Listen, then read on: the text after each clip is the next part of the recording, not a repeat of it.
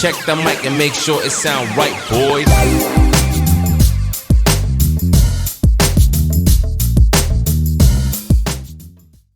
I got rich by the time I was 31. Here's the best advice I give my teenage friends. It was easy. What can I tell you? It was hard? No, it was easy. I'm a millionaire by 31. Let me tell you how I did it. I got 3 reasons why I got rich by the time I was 31. Let me give you those. Here's number 1. I lived in America. I mean, how lucky can you get? America's easy. That's why everybody wants to come here. People haven't plotted and schemed for 50 years saying if I could just get to Poland, everything would be okay. No. No. The boat people are not desperately trying to get to Vietnam. No. They're not squeezing through the fence to try to get into Mexico. No. Neil Diamond says, looks like everybody's heading for. They're all coming to America. Why? Everybody wants to come here by every means possible to get here. Why? Because America's easy. So if you go home with anything, go home with that. Mr. Rohn reminded us that America's easy. He got rich by the time he was 31. America's easy. Bangladesh is hard. Just take that home. Here's the average yearly income in Bangladesh, $120. That would be hard. Tell me hard versus easy. So America's easy. Cambodia would be hard. The Khmer Rouge killed 2 million Cambodians to make communism work. That's hard. America is easy. India would be hard. They got their challenges these days. Tough. America's easy. China would be really hard. Underline really and make a study. It's hard. America's easy. And now in about 90 days you can have that memorized. Johnny, that's all you need. I got rich by the time I was 31. I lived in America. America's easy. Now here's number 2. I found an opportunity. That's all you got to do in America, search for an opportunity. Take the first one, right? Try it. If that isn't it, leads to another. One door closes, another door opens. This is what's exciting about America. It's full of opportunity. A chance to try, and then what? Try again, and then what? Try again? Never run out of opportunity to try. See if you can't better your life and your health and your future and your bank account and your income. Make your fortune here. I lived in America, number 1. Found an opportunity, number 3. Number 2, here's number 3. I found a teacher. What a grand and glorious, unique thing that was for me at that time in my life. I found a teacher willing to teach me. And his teaching came in 2 parts. Here's what it was. Very simple. Number 1, Mr. Rohn, you have evidently messed up between ages 19 and 25. Now, I could understand that. But he didn't leave me there. He said, now here's the answers on how to change it all, the next 6 years, so that the next 6 years won't be like the last 6. What an incredible teacher. Taught me how to have a whole brand new 6 years.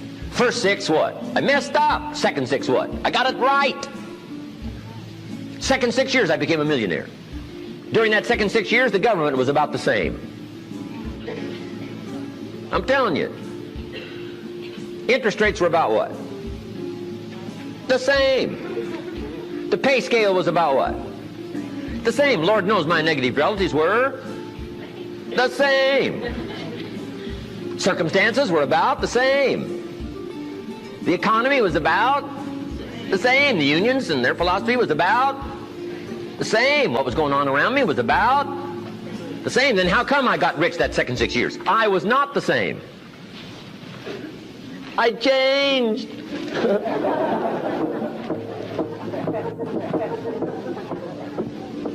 You say, well, Mr. Rohn, if you can do that, can anybody do it? Yes, I invite you on that journey. Anytime you want to. You can stay the same so that the next 6 years will be like the last 6. Take a look at the last 6 years. And I'm telling you, the next 6 years of your life is going to be like the last 6. Unless you want to count on this short list that we call not much list. Most everybody's counting on this not much list. What if all of your negative relatives turned positive? What would that do for your future and your fortune? What? Not much. Not much. What if prices came down a little? What will that do for your future? I'm telling you, not much. If the economy gets a little better, what will that do? Not much. Now that the Democrats are in power, what's that going to do for your future? Not much. We could get a good debate going here.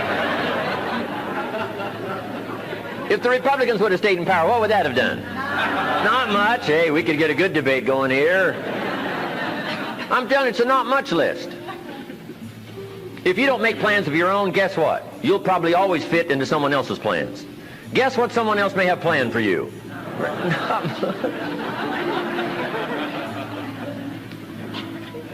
Then what's going to make the difference? You're going to have to make the difference. You're going to have to take charge. Now, Mr. Schoaf, my teacher, gave me a promise, and I want to give you that promise now. Here was the promise I got, and I bring it to you. Here's what my teacher said.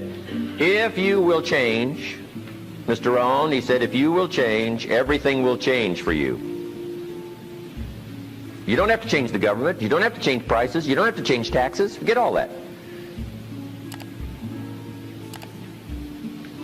He said, if you will change, everything will change for you. And the first thing you start changing is what? Your philosophy. You start changing your mind. You start changing how you think. You start picking up new ideas and information. Gather new knowledge. Make better decisions about what's valuable. And I'm telling you, if you'll do that, your whole life will change. Your health will change. Your relationship with your family will change. Your ability to cope with challenges and problems will change. I'm telling you, income, promotions, all of it will change. If you will change, it'll all change. If you won't change, it isn't going to change. You can keep your fingers crossed if you want to and hope they'll straighten it out. You can wish for the wind not to blow quite as severe, but I'm telling you, wishing for the wind to change in your favor, we call naive at best. Don't do this any longer. Wish for a better wind. The key is to wish for the wisdom to set a better sail. Utilize whatever wind that blows to take you wherever you want to go. That is the philosophy I picked up at age 25, and it revolutionized my whole life. And here's what I found. I found it was easy. I got rich by the time I was 31, and it was easy. Now, here's my definition of easy. Got to jot this down.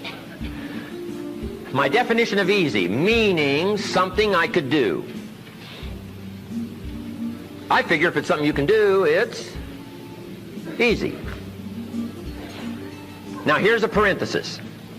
Parenthesis, I worked hard at it.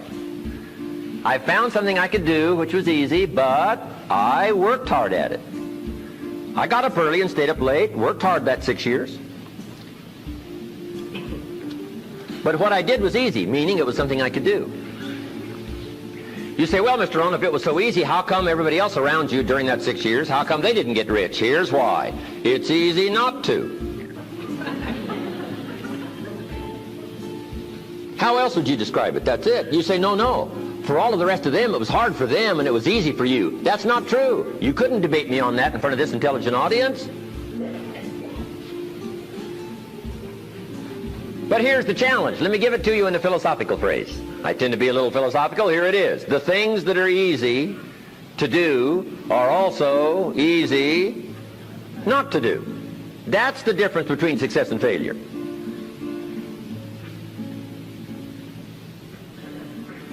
So you've got the choice here today of one of two easies. Easy to or what? Easy not to. I can give you in one sentence how I got rich by the time I was 31. Here it is in one sentence. I did not neglect to do the easy things I could do every day for 6 years.